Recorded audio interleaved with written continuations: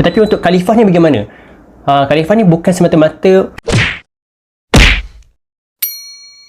Assalamualaikum, selamat datang ke Bu Review Syafi, yang mana kita akan berkongsikan berkenaan dengan buku-buku yang telah saya baca sebelum ini. InsyaAllah sama-sama kita dapat manfaatnya. So, buku kali ini yang saya nak kongsikan adalah ini dia, Seni Berfikir Yang Hilang oleh Ustaz Azrizal Abdul Jamil. Okay, buku ni kita ada kisah dia. Okay, kalau korang perasan dekat IG Iman, dia akan keluarkan satu post berkenaan dengan buku-buku baru dia. Dan antara buku baru dia ketika itu adalah buku ni lah. Saya pun tertarik dengan dia punya tajuk, dia punya cover dan juga penulis dia.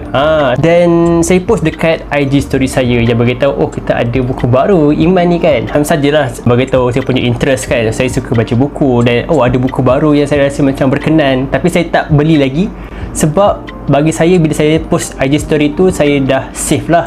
Okay, buku ni adalah buku wishlist saya pada tahun tu. So saya akan beli dah nanti. Dan tak disangka-sangka saya dapat DM daripada kawan frisbee saya di UTM. Dia beritahu yang dia nak hadiahkan buku Seni Berfikir Yang Hilang ni kepada saya. Okay. Sebab apa tu saya pun tak pasti sebab apa, tetapi mungkin dia macam Allah nak menjentik hati kenalan saya ni untuk menghadiahkan buku ni. Saya tak pasti.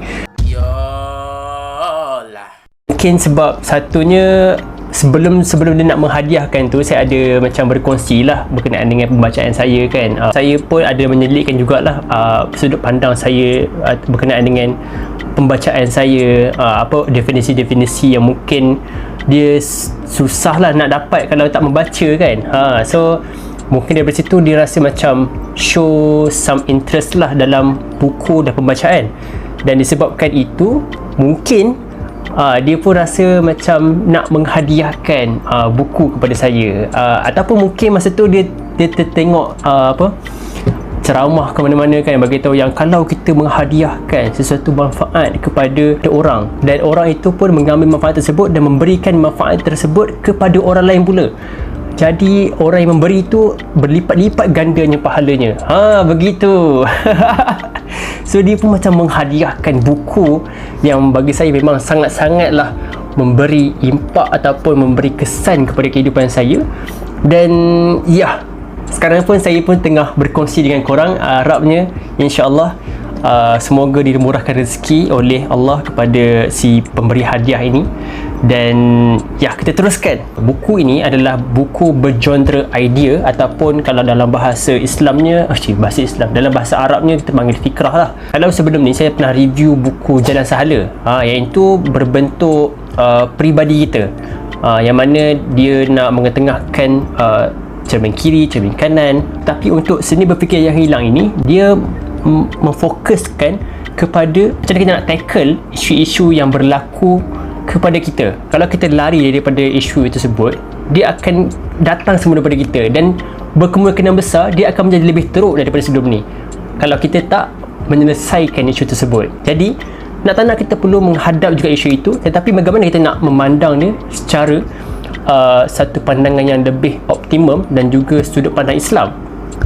So buku ini sangat-sangatlah membantu, yang mana buku Ustaz Azrizal dia mengetengahkan berkenaan dengan 6 cabang ilmu, yang mana 6 cabang ilmu ni dia ambil daripada buku karya Syekh Yusuf Al-Qaradawi yang bertajuk Thaqafah Ad-Da'iyah, ataupun dalam bahasa Melayu kita panggil Tazkirah para pendakwah. Kita ni adalah umat dakwah. Sebab apa kita umat dakwah? Kita ni dilahirkan ada dua tanggungjawab.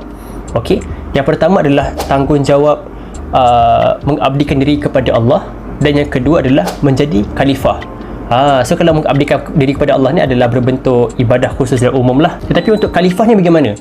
Khalifah ni bukan semata-mata memimpin seperti Khulafa Ar-Rasyidin, kita ada 4 khalifah tu, bukan begitu.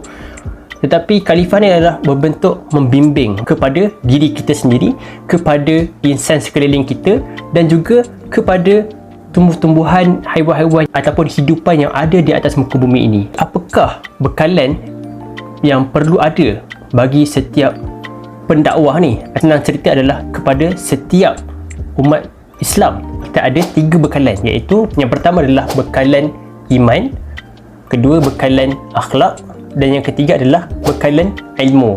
So daripada ilmu ni lah akan membentuk cara fikir kita. Dan apakah ilmu tersebut?